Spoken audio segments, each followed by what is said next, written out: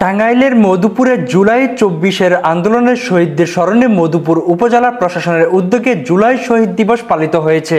এই উপলক্ষে ১৬ জুলাই বুধবার সকালে উপজেলা পরিষদ কনফারেন্স রুমে এক আলোচনা সভা অনুষ্ঠিত হয়।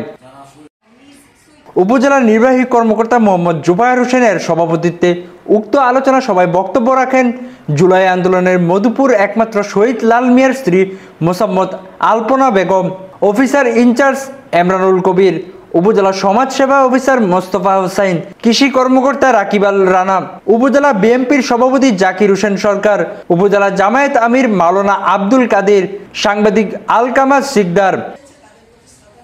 এছাড়া আরও উপস্থিত ছিলেন টাঙ্গাইল জেলা এনসিপির নেত্রী সুইটি আক্তার, বৈষম্যবিরোধী ছাত্র আন্দোলনের নেতা জিয়াউল আহসান, টি.এ. নাইম সহ আরও অনেকেই। স্বাধীনতা টিভি বাংলা নিউজ ডেস্ক।